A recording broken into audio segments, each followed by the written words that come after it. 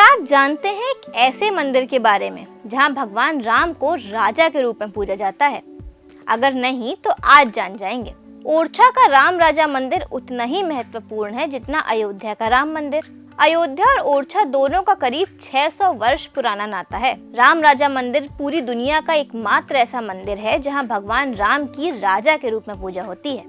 अयोध्या से ओरछा की दूरी भी तकरीबन 450 किलोमीटर की है। ऐसा कहा जाता है कि 16वीं शताब्दी में ओरछा के बुंदेला शासक मधुकर शाह की रानी कुंवारी गणेश भगवान राम को अयोध्या से ओरछा लाई थी।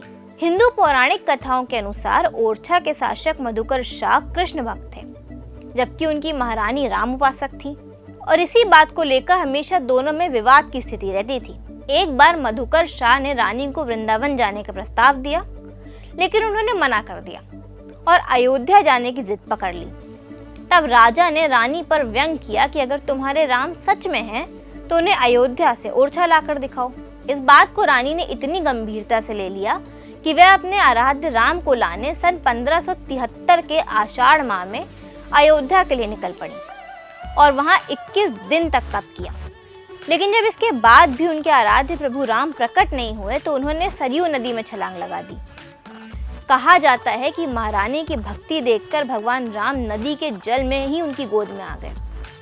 तब महारानी ने राम से अयोध्या से ओरछा चलने का आग्रह किया तो उन्होंने रानी के सामने कुछ शर्तें रख दी।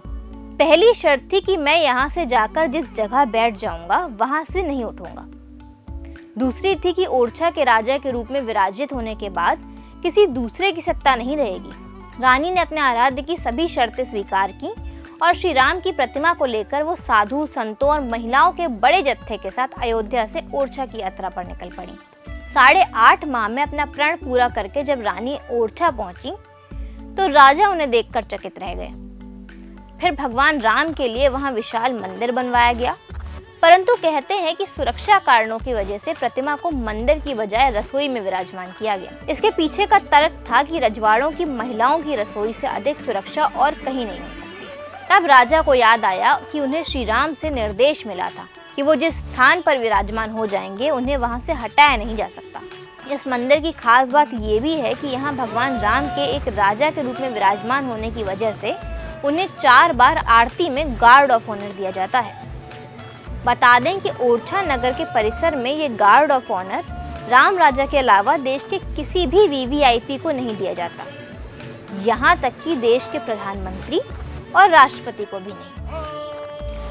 तो ये था ओरछा के राम राजा मंदिर का इतिहास। धन्यवाद।